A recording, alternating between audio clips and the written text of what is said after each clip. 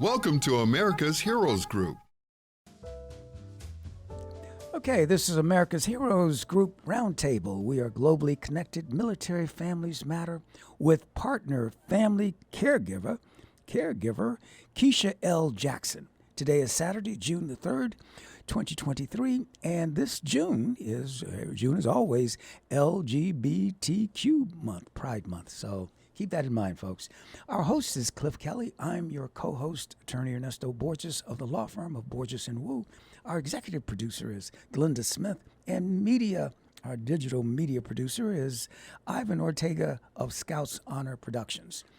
And today our partner is Keisha L. Jackson, a United States Air Force veteran and family giver. We have a panelist, was Jasmine Rush, and she's a retired U.S. Navy veteran, a mother, author, coach, and a photographer, videographer. So today's discussion is going to be about President Biden's executive order helping family caregivers, something very important. So let's lead the conversation off here. Let's ask Jasmine, now what is a Navy aviation boatswain, mate, handler, in-crash and amp salvage? That's one of the questions I need to ask you. And boatswain, it's pronounced boatswain, right? And not boatswains. And tell us what that is. Yeah. So it's actually boatswain's mate. Boatswain's mate. Can you hear me all right? Yes, we can. Okay, perfect. So thank you so much for having me on the show first. Thank you for coming. But aviation boatswain's mate is a person who works on the flight deck of crash and salvage. They can also work in the hangar bay, and we work with airplanes on the ship. So, when you said when there's a crash, like on these aircraft carriers? Yes. So we are prepared to be firefighters in case a crash happens. So we do a lot of training in order to prepare for that. Oh. Now, and how did you transition from that? And you were in the Navy, I guess, 4 years or so? Yes, I was in the Navy for 4 years, from 2000 to 2004. And then I left the Navy and began my journey to where I am today. So how did that happen? You transitioned from being this Navy aviation boatswain mate to becoming an author, a videographer, a photographer, a life coach, and helping people to find their voice. How did that happen, that transition there? There were a lot of small steps, one at a time, but it really began with me reaching out to get help for myself and to find healing and health. And that is what led me to small steps. I went to college at Liberty University, and that helped me as well. And my bachelor's is in business administration, and then my master's is in marriage and family, human services, marriage and family. Still at Liberty? I've already graduated from Liberty. No, I'm saying you got your master's at Liberty also? Oh, yes, sir. Yes, sir. Oh, okay. So tell me, what's life like being an author? You've written, what have you written? Books or articles or what have you? Yeah, I've written one book. It's called Help Me Tell, Finding Your Voice After Trauma. It's a book for children to help them find their voice, especially after they have experienced some trauma, some traumatic event in life. And it's a very short read. I've even heard from adults that been impactful to them as well. And so just trying to help people gain their voice. That's my hope. Oh, that's wonderful. And you also do some photography and videography, and you coach people. Yes, sir. So, yes, sir. Oh, well, fascinating. And let's see, we're going to have Keisha. Keisha, you're going to, are you there, Keisha? Yeah, I am, Ernesto. Hi, okay. Can you hear me? Yes, I can. So you have a few questions for Jasmine, I understand. Yes, I definitely wanted to, I just wanted to mention that Jasmine, sometimes when I come and I'll bring people on the show, Jasmine is one of the type of people that individuals that I bring on the show that I always have to say exhaust me. Because in addition to those things that you talked about, Jasmine, she loves to cook. She's She also volunteers a lot, and she was a family caregiver to her uncle who was in the Vietnam War. So maybe during this conversation today, Jasmine will get a chance to share a little bit about that. And to just speak to how Jasmine exhausts me, I sent her a text one day at like 10 o'clock at night, and her response was she was taking a nap and she was getting ready to get up and start. And so, but Taking anyway, a nap Jazz, at 10 p.m.? Exactly. So that just kind of sets the tone for the person that's on the call today with us. So, hey, Jazz. You two are related? Hey, Keisha, how are you? You two are related? fine. You had a common uncle? No. Oh, that's just you had an Military. uncle in Sam. Vietnam. Okay, yeah. Yeah, we have Uncle Sam as our I see. Uncle relationship. Sam is our uncle. I got you. Okay. So, hey, Jazz, I wanted to jump right in. And before we talk about President Biden's executive order, I did want you to mention two things that I know that you are involved with. One is the Wear Blue Run to Remember, and the other is a Wounded Warriors Project. Yeah, so Wear Blue Run to Remember is a great organization. It exists to remember the service and the sacrifice of the fallen and the Yellow Ribbon families. And they host runs weekly on Saturdays in various parts throughout our nation. And so it's a very good organization to get involved with. If you have never heard of them, take time to look them up. And then the Wounded Warrior Project is an organization for our veterans post 9/11. And they do amazing work here throughout the nation with our veterans, helping them to recover. So I've participated in many of both of these organizations' events, and they are great organizations to go be a part of. Oh, I think that's really great. I know I get a chance to see some of your posts on social media, so I salute you too for all of the work that you're doing with that volunteer work that you're doing.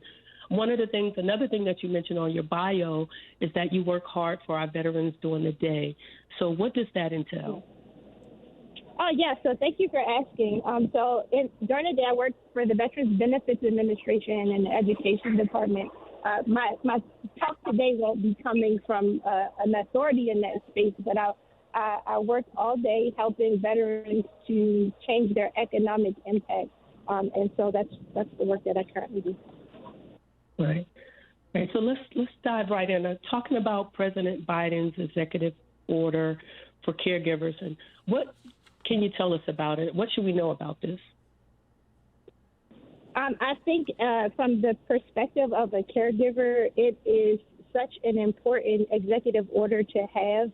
As I was caring for my uncle, it was so important that we had resources and tools available.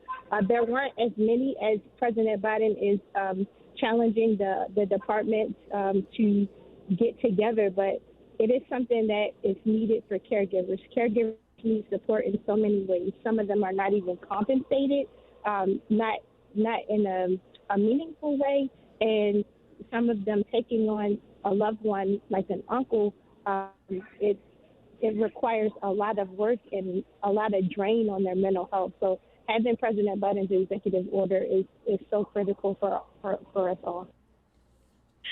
Yeah, I know the executive order was only signed not even 2 months ago.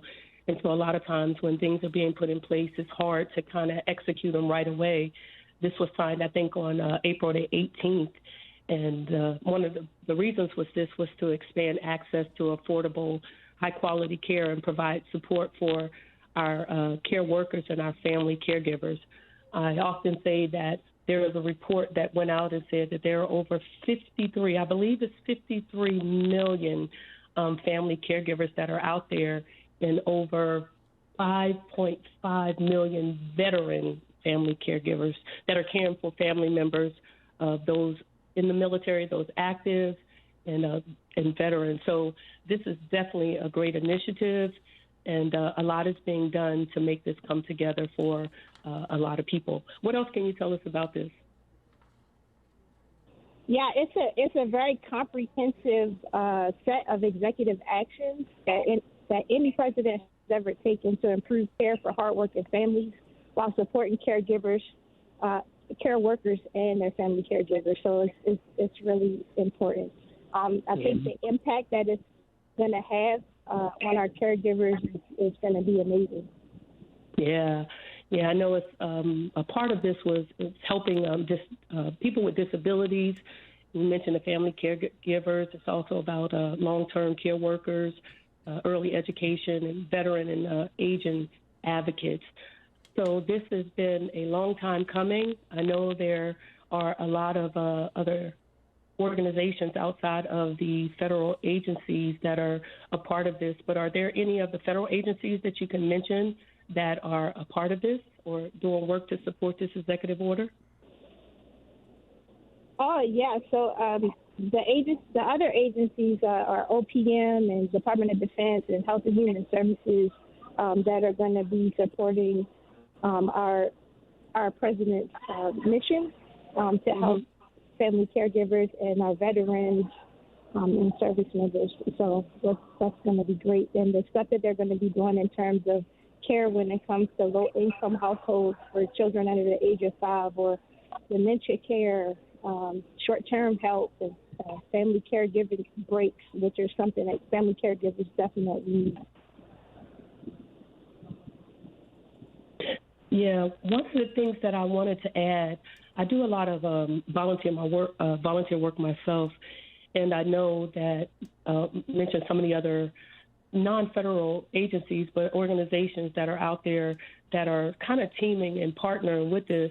One of them is the National Alliance for Caregiving. I know they have the Act on Raise campaign, and with that campaign, what they're doing is trying to keep visibility up for this national strategy. It includes respite care, and that is so important for family caregivers. I always talk about the importance of family caregivers getting rest. Even with the programs that they have for respite care, I know often family caregivers don't get an opportunity to provide respite, to get respite. Is there anything in particular when you were caring for your uncle that you would like to share? Yeah, so I will say that the process for getting him set up for caregiving services, like, for instance, in-home care, right? We had to go through his primary care manager at the VA in D.C. and then get him set up for 16 hours per week. And then we had to contact the organization that would provide those services. That was tough. It was tough because I work full time and also helping to kind of get him set up in a new space, because my grandmother was his primary caretaker initially and she passed away. And so he definitely needed assistance and help. And sometimes that he doesn't have his own family. So being able to step in and help provide services for him and get into the VA and make sure he had what he needed was the things that I did, and it weighed heavy to make sure that he was taken care of and still is being taken care of today by the VA and the work that they do with the various partners that they have for caregiving. Yeah, I mentioned the National Alliance for Caregiving. There's so many other organizations that are out there. There is that's doing things. AARP, I know they put out the CARE Act several years ago to help identify family members for hospitals, to help identify family members when patients are being processed into the hospital, so that caregiver can be a part of that whole process, and also to notify that family member when before they're being discharged and put a plan in place to help them, and also offer assistance, have the hospital to provide assistance for training. There's another program is the Elizabeth Dole organization. Elizabeth Dole does a lot. She's also helping out with this executive order that President Biden has. There's the Care Across Generations, and they're helping to make sure that Medicaid isn't cut. So these are just some of the initiatives that are going on with President Biden's executive order. I know there's also I definitely wanted to mention this former First Lady Rosalind Carter, because she said something that's so relevant to what's going on. First Lady Rosalind Carter said there are 4 kinds of people in the world: those who have been caregivers, those who are currently caregivers, those who will be caregivers, and those who need caregivers. And I thought about that relating to this executive order and helping about putting things in place at home, because recently she's been diagnosed with dementia, and former President Jimmy Carter is receiving care for hospice at home. So those are just some of the things that ties into the President Biden's executive order for family caregivers. I wanted to ask you, Jazz, a little bit about, do you see any challenges with the executive order? Yeah, I would say some of the challenges that exist, like we know nationwide, we have issues with healthcare providers, right? Being properly trained, being properly paid and cared for. And so it's important that if we're going to take care of the aging generation or anyone who's in need of care, that we have people who are properly trained up and have the right skill set. And so I think that's one of the challenges that we're facing in implementing this executive order. Yeah. I also know, reading in the USA Today, that I didn't notice that military members are deployed more frequently today than during the wars in Iraq and Afghanistan. And the DOD has more than 76,000 children enrolled in the child care programs. And so this executive order is going to help, or within the DOD, to be able to try to help find programs or maybe grants to help not just our military children, but other children to be able to, or parents to be able to have affordable daycare. I also know that within the military, that is one of the biggest challenges to the military, is finding, getting affordable child care for parents to deploy, whether it's a single parent or, a married couple. So what else can you tell us about the executive order as it relates to mental health challenges for military children and veterans? Maybe it relates a little bit to the book that you've written. Oh, yeah, thank you for bringing that up. I think that people tend to not always give sight to the fact that children experience so much mental trauma as a result of the trauma that's going on around them as well. And so in my book, Help Me Tell, it is a very small guide to help provoke that small change in conversation around finding a voice, finding their voice, and then speaking the truth, and then getting the right help. And so I'm really excited to say that even though we are having so many different challenges, that there's hope, and that we can, as a nation, if we catch this, we can get together and do well. Yeah, that's so true. Is there anything else you want to share with us today before we wrap up? Whether it's about you, about the programs that you're involved in, your volunteer work, your book, anything else you want to share, or about the executive order? So I thank you again so much for having me on the show. Thank you so much for your time today. I would just share, if you would like to reach out to me and learn more about me, then follow me on Instagram at jasmine.speak. My book is on my website, which is jasminenicolerush.com, as well as on amazon.com, and it's available in Kindle. And I'm happy to have a conversation and deeper dialogue about anything that you would want to talk about. So I thank you so much for your time today and the opportunity to speak to you all today about this most important topic. Yeah, thank you. Thanks a lot, Jazz. Okay. Ladies, Keisha L. Jackson and Jasmine Rush, two veterans, my fellow veterans. I'm a veteran also. And thanks for your service, and thanks for everything that you're doing. It seems so much needed, and thank God the president did sign an executive order to help the family caregivers. Thank you for joining us on America's Heroes Group, and hope to talk to you soon.